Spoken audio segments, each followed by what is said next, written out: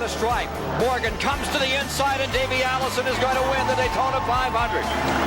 Has won his first Daytona 500. With a win like this, it sure puts the adrenaline in your blood veins. You know, I think in about 30 minutes, I'll probably collapse from disbelief.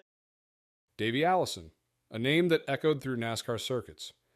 This racer clinched the 1992 Daytona 500, which is like the Super Bowl of racing.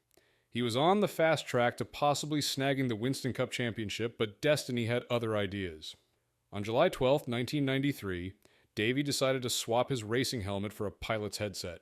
He took to the skies, eager to indulge in his new love for flying. But unfortunately, what should have been a routine helicopter ride quickly turned into the ultimate test of his piloting skills. Find out in this episode. How could a man who had faced countless life and death moments on the racetrack meet such a tragic end in a helicopter?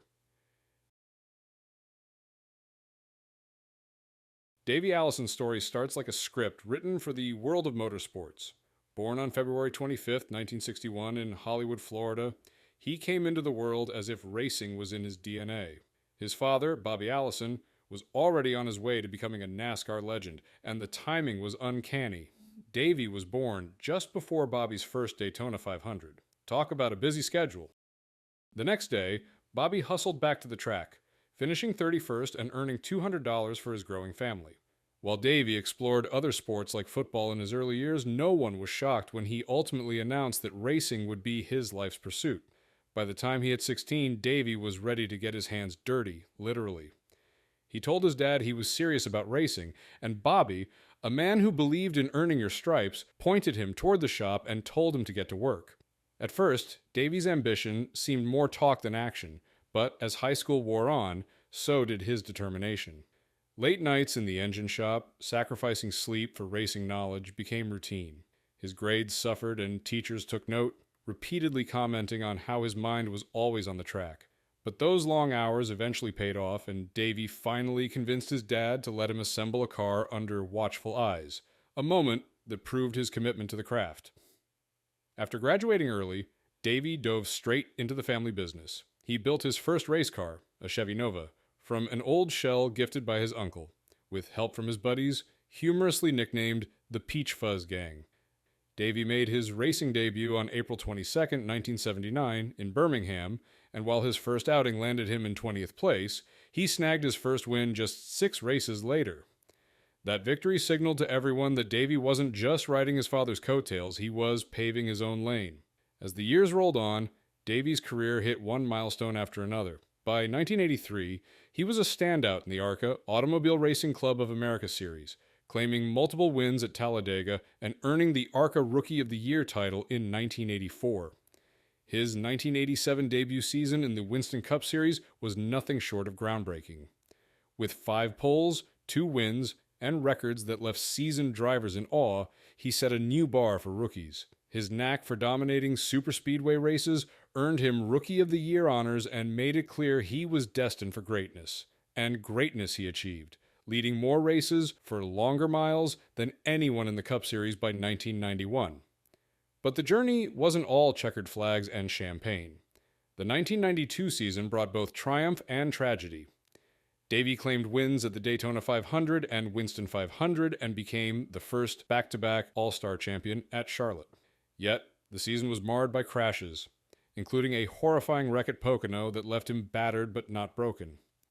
The year also brought unspeakable heartbreak when his younger brother, Clifford, died in a crash during practice at Michigan.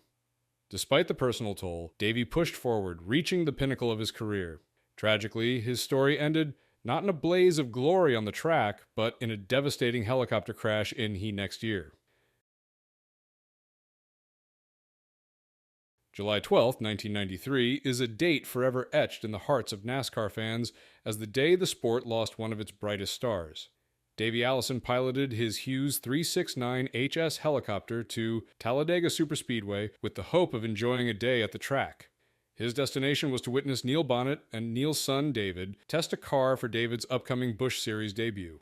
While Davey was a licensed helicopter pilot, having earned his credentials in 1992, his experience level, particularly with turbine-powered helicopters, left him vulnerable in the face of the complexities of aviation. The flight to Talladega started uneventfully but took a tragic turn during the landing attempt. Instead of choosing an open field, Davey aimed for a confined spot near the media center. This required precise maneuvering, hovering at 50 feet, rotating the helicopter, and descending, a difficult task compounded by an unexpected downwind condition. As Davey began his descent, things went terribly wrong. The helicopter abruptly shot upwards, spun uncontrollably, and tilted sharply to the left. Moments later, it plummeted to the ground, crashing into a nearby fence. Red Farmer, a close family friend and passenger that day, later described the harrowing ordeal. He likened the crash to being inside a tumbling race car. Farmer miraculously survived despite suffering a broken collarbone and fractured ribs. But Davey wasn't as fortunate. He was critically injured, unconscious, and suffering from severe head trauma. His injuries were compounded by his decision not to wear a shoulder harness, which had been removed from the helicopter prior to the crash. The aftermath of the crash was chaotic. The helicopter's engine continued to run, adding to the danger as Neil Bonnet, another racing legend and a close friend, rushed to the scene. Bonnet managed to pull Farmer to safety, but Davey remained trapped until paramedics arrived. Once freed, Davey was airlifted to Caraway Methodist Medical Center in Birmingham, where surgeons worked urgently to relieve the pressure on his brain caused by a blood clot. Sadly, their efforts were in vain. On July 13, 1993, Davey Allison passed away at the age of 32. Doctors later disclosed that even if he had survived, the extent of his brain injuries would have severely diminished his quality of life. In the wake of the crash, Davey's family and Red Farmer filed a $25 million lawsuit against McDonnell Douglas Helicopter, alleging that a malfunction in the helicopter's collective socket contributed to the accident. However, the NTSB's investigation found no evidence of mechanical failure. Instead, attention turned to the absence of shoulder harnesses, which had been removed before the crash. Experts testified that the severity of both Davey's and Farmer's injuries could have been significantly mitigated had the harnesses been in place. Ultimately, the lawsuit was dismissed in 1995, with the court concluding that the lack of shoulder harnesses and Davey's choice not to wear one were critical factors in the fatal outcome. Although rumors circulated about a possible settlement between McDonnell Douglas and Davey's estate, the company maintained its stance of non-liability. In the weeks following the tragedy, the NTSB launched an investigation. Their findings pointed to pilot error as the primary cause of the crash. The risks associated with Davey Allison's decision to aim for a confined landing spot near the media center arose from a combination of technical, environmental, and skill-related challenges. Landing in a tight area surrounded by obstacles, such as fences and tall structures, demanded an exceptional level of precision. In such scenarios, even slight deviations could result in a collision. Furthermore, the confined space left little room for corrective action, increasing the workload on the pilot and requiring heightened situational awareness and control. The specific maneuver Davey attempted, a hovering rotation at 50 feet followed by a descent, added to the complexity. This required the simultaneous use of multiple controls: the collective to manage altitude, the cyclic to direct the helicopter, and the anti-torque pedals to maintain yaw control. Hovering inherently destabilizes a helicopter compared to forward flight, meaning any misstep could quickly escalate into a loss of control.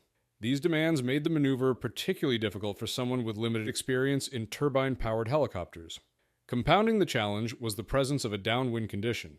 Helicopters are more difficult to control during downwind landings because the tail rotor must work harder to counteract the torque from the main rotor, reducing the effectiveness of control inputs. This condition can cause unexpected drifts, making it harder to hold position during hover or descent. For Davey, who had not extensively practiced downwind landings, this environmental factor further heightened the difficulty of an already complex maneuver. Finally, inexperience played a critical role in the risk. Although Davey held a helicopter pilot's license and had completed the required training, his experience with turbine-powered helicopters and challenging landings was limited. Opting for a confined landing area instead of an open field nearby suggested a lapse in judgment, likely stemming from overconfidence or a desire for convenience. For an experienced pilot, the maneuver would still have been difficult, but for someone with Davey's level of training, the combination of confined space, downwind conditions, and the complexity of the maneuver created a perilous situation with minimal room for error. Tragically, these factors culminated in the loss of control and the fatal crash. So after all, remember pilots, when in doubt, choose the open field over the tight squeeze. Your helicopter and your nerves will thank you. That's the end of our episode today. Thank you for your support and wish you all stay safe up there.